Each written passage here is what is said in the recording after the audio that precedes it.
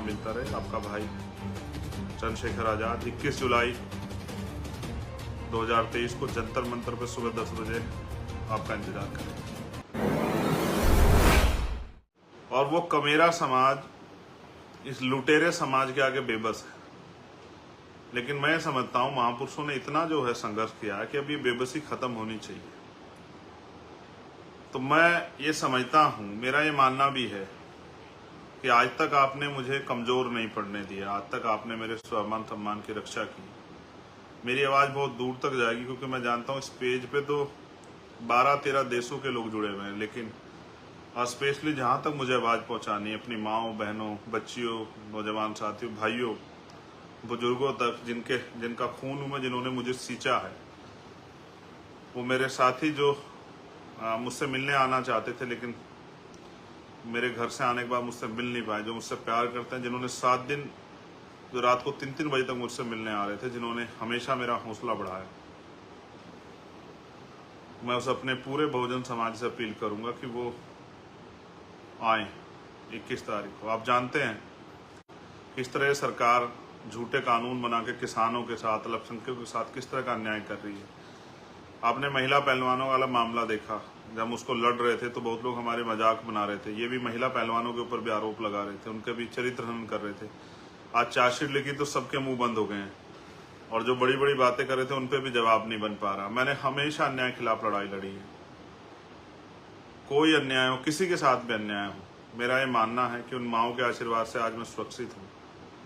लेकिन मेरा ये भी मानना है कि वो सब लोग मुझे आशीर्वाद देने, और इस आंदोलन में, क्योंकि लोकतंत्र है, अपने आखिरी कार्यकर्ता की सुरक्षा भी हमें करनी। जैसा मैंने आपको कहा, मेरे आज भी याद है जो 21 मई 2017 का आंदोलन था, आप लोगों ने इतनी ताकत दिखाई थी कि सरकार की जड़ें हिल गई। लोकतंत्र है ये, इतनी बड़ी 85% बहुजन समाज की आबादी को इग्नोर नहीं किया जा सकता। वो मेरा इनकाउंटर करना चाहते थे, उनकी हैसियत नहीं पड़ी मुझे छूने की, बे कहने की।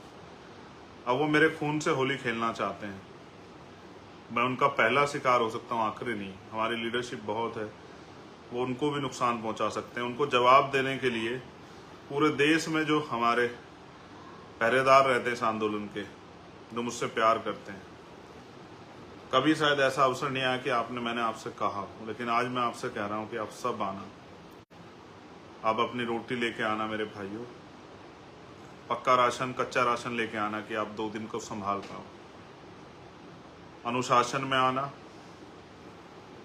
अपनी शक्ति के प्रदर्शन के लिए आना, इस आंदोलन में मील का पत्थर ठोकने के लिए आना, और उनको ये एहसास कराने के लिए आना कि हमारा भाई अकेला नहीं है और उसके खून से होली नहीं खेलने देंगे वहाँ।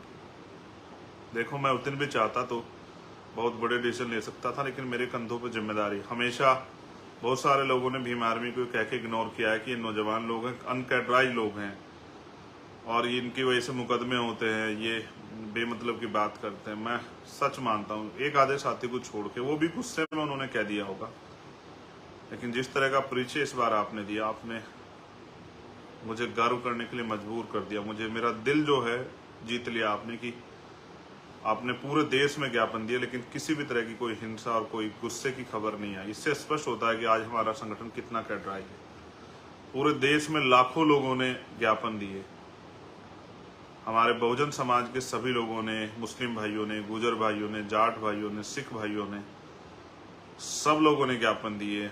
स्पेशली जिस समाज में मैं पिछड़े दलित समाज में पैदा हुआ, पाल, प्रजापति, कश्यप, निषा, सैन, जैन, बुद्धिस्ट, ईसाई, सब समाज के लोगों ने, दलित समाज के लोगों ने भी ज्ञापन दिए, सब जगह पे ज्ञापन दिए, और ये कहा कि नहीं, हम अपने भाई के साथ हुए अन्याय के लिए जो है मांगे करते हैं। देखो, आपने देखा, मैं पहलवानों वाली प्रकरण को एक बार जरा आपके सामने रखता हूँ। सब लोगों ने मजाक बनाया, सब लोग हंस रहे थे, विपक्ष के में भी कुछ लोग शामिल नहीं हो पा रहे थे, सरकार के लोग मजाक बना रहे थे, लेकिन अंत क्या हुआ? खुला ना, आपने देखा किस तरह से एक ताकतवर व्यक्ति ने देश की उन बेटियों को नोचने का काम किया जिन्होंने देश का गौरव बढ़ाया। और अब भी इस घटना में जब इसकी सीबीआई जांच होगी, आप देखना बहुत सारे सफेद पोस्ट खुलेंगे। विपक्ष पक्ष के बहुत सारे लोग ऐसे होंगे जो चाहते हैं कि चंद्रशेखर कल का सूर्य ना देखे।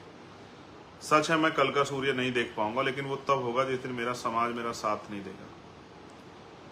जो जहाँ भी रहता है, जिस भी प्रदेश में रहता है, हमेशा से सहारनपुर, मुजफ्फरनगर, मेरठ, गाजियाबाद, हापुड़, नोएडा, बुलंदशहर, बिजनौर जो मेरी कर्म भूमि है आज, मुरादाबाद, संभल, तमाम जो है वेस्ट यूपी, आगरा, अलीगढ़, बदायूं, हाथरस, मथुरा और पूर्वांचल का वो क्षेत्र जहाँ स्वाभिमानी और संघर्षशील जो इस आंदोलन के पहरेदार रहते हैं, चाहे वो आजमगढ़ हो, अंबेडकर नगर हो, बलिया हो, जौनपुर हो,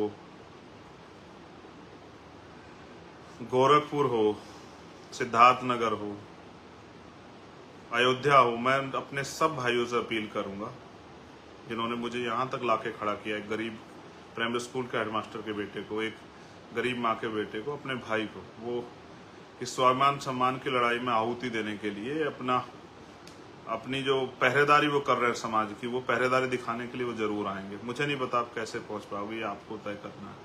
मेरे पास देने के लिए आपको ऐसा कुछ साधन नहीं है अभी मेरे पास कि मैं आपको गाड़ी उपलब्ध करा दूं, खाना पहुंचा दूं, टिकट दे दूं। सच आप जानते हैं कि ये सब चीजें मेरे पास नहीं। मेरे पास एक ही चीज है जो आप जानते हैं, कभी मैंने आपके स्वाभिमान सम्मान से किसी को खेलने नहीं दिया और मैंने हमेशा आगे बढ़ के आपकी लड़ाई लड़ी है और मैंने कभी आपको कमजोर नहीं पड़ने दिया। आपकी मुझे आशा विश्वास है कि आप भी 21 जुलाई को, चाहे आंधी है तूफान, आप भी इस सम्मान की रक्षा करोगे।